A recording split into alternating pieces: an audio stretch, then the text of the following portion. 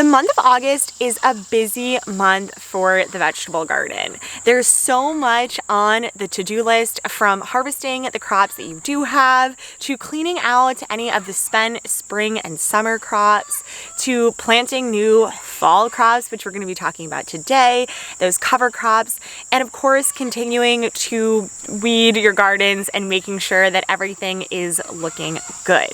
And August is truly a transformative month because you've been spending all spring and summer growing these crops, and the timeliness of planting some cool weather crops for fall is key to your success. Fall crops are actually such an amazing growing season. You have so much potential to grow so many great things, and with everything that's happening in the world, I think it's really important to know that you can grow your own food well into these colder months. So we're going to be talking a lot about how to actually prepare your garden for these fall crops, and what type of fall crops can you actually be planting right now in August so that you're going to have food into those colder months. I'm Danielle of the Split Arrow Homestead, and welcome to our channel where we bring you new content every week about how to grow your own food and live a more self-sustainable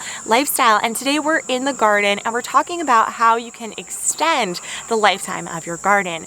We're located in the Northeast, which means that we have a much smaller season to actually be growing our crops. So whatever we can do to make that longer and produce more food for our family is always going to get me excited, and it should get you excited too.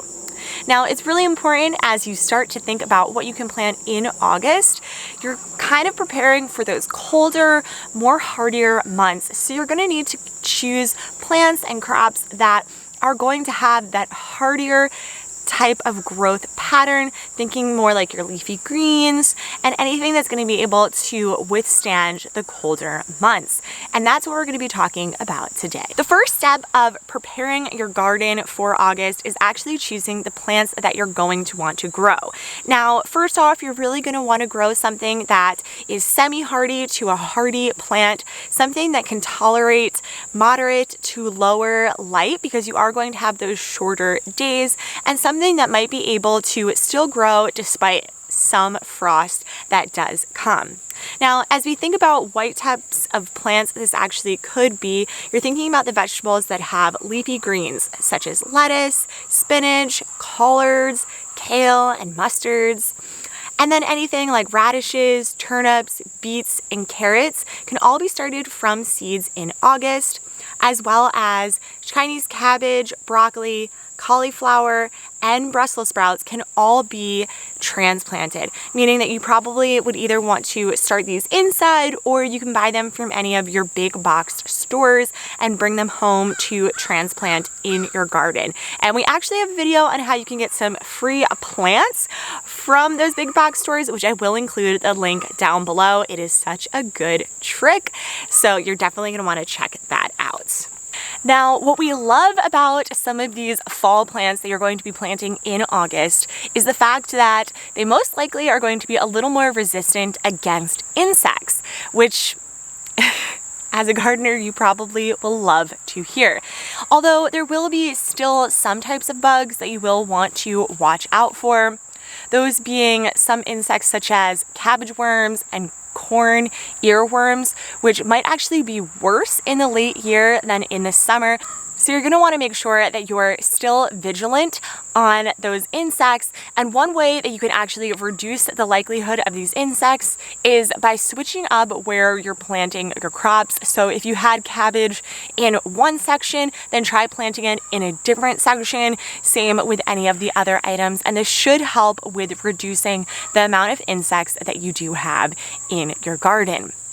Now, when you are actually preparing for planting these new crops, what you will also want to do is rip out any of those old spent crops, making sure to really clear the area for your newer plants that can go in. We love to actually take all of these spent crops and throw them into our chicken coop. This way our chickens can snack on all those little leaves and any bugs that might actually be on those crops. Before planting in any of the new crops, you will want to make sure to put a layer of compost down. This will help give some extra nutrients to that soil and help make the new plants grow really, really well. Now that you've gone ahead and prepared your soil and your beds for these new plants, then you can start to plant these seeds or transplanting these plants into the garden.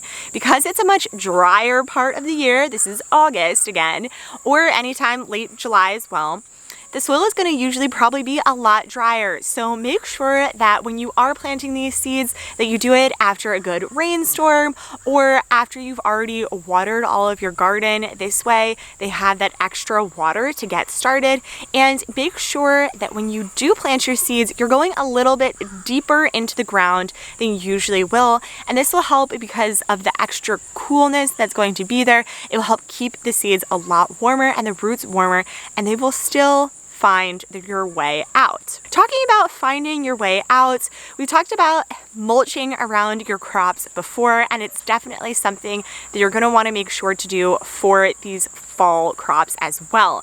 Making sure to put a thin layer of mulch on top, and that could actually be like wood chip mulch, it could be straw, hay, any type of mulching that you want, and fish mulch can go on there.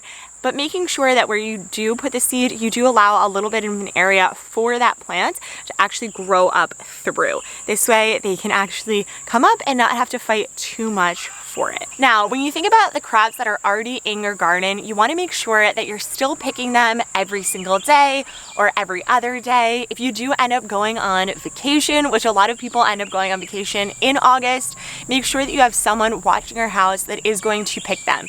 This is going to make sure that the plants that you do have in your garden, like zucchini or summer squash, are still growing the plants that you need and they don't die out earlier than necessary. So still always make sure that you're picking your veggies and you aren't letting them grow too big and letting them actually go to a size where they might start to rot and cause more bugs to actually get into your garden. You're definitely going to want to clean those up so that you don't bring any other insects into here that you really don't want or need. As you start to think about some of your tubular plants like your potatoes or sweet potatoes, you really want to wait until you really need them to start picking them. This way they can actually start growing in the soil and continue to create some beautiful potatoes for you. So really try to give them some additional time there. Lastly, similar to our other growing seasons, you will want to make sure that you're growing your own cover crop. An annual rye will decrease the erosion of soil during the winter.